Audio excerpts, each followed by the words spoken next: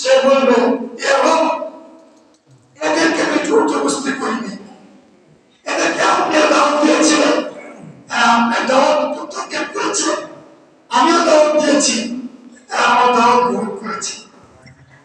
অর্থাৎ আজকের দিনে কেউ উদ্ধার করতে পারবে না।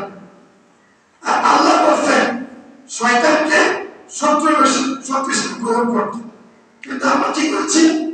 বন্ধুরূপে গ্রহণ করেছি। দেখেন এইও দুটা পয়েন্ট, এরপরে সামাজিক দিব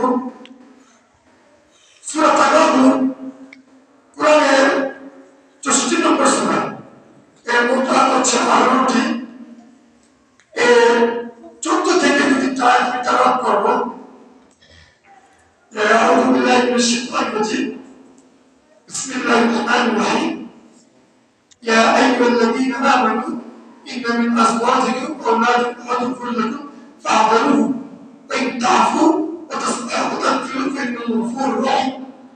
ইন্নামা আমওয়ালুকুম ওয়া আওলাদুকুম ফিতনাহ ওয়াল্লাহু ইনদাহু আজরুন আযীম। ফাত্তাকুল্লাহ মাসতাতা'তুম واسمعوا وأطيعوا وانفقوا فاتقوا الله ما استطعتم واسمعوا وأطيعوا وانفقوا ومن يوق شح نفسه فأولئك هم المفلحون। আল্লাহ বলেন ঈমানদারগণ, তোমাদের অনেকের স্ত্রী, অনেকের সন্তান তোমাদের শত্রু, বিদায় ফাহযারুহু, তাদের থেকে সাবধান থাকো। তুমি তাদেরকে ক্ষমা করো, উপেক্ষা করো, মাফ করো, তাই আল্লাহ ক্ষমা করে দেবেন। আল্লাহ তাআলা নিজের স্ত্রীর সন্তানকে আমার আপনার শত্রু বলেছে। ইয়া আইয়ুহাল্লাযীনা আমানু ইন্না মিন আযওয়াজিকুম ওয়া আওলাদিকুম আদুও্বুন লাকুম ফাহযারুহু ওয়া ইন তা'ফু ওয়া তাসফাহু ওয়া তাগফিরু ফাইন্নাল্লাহা গফুরুর রাহিম। ইন্নামা আমওয়ালুকুম ওয়া আওলাদুকুম ফিতনাহ ওয়াল্লাহু ইনদাহু আজরুন আযীম।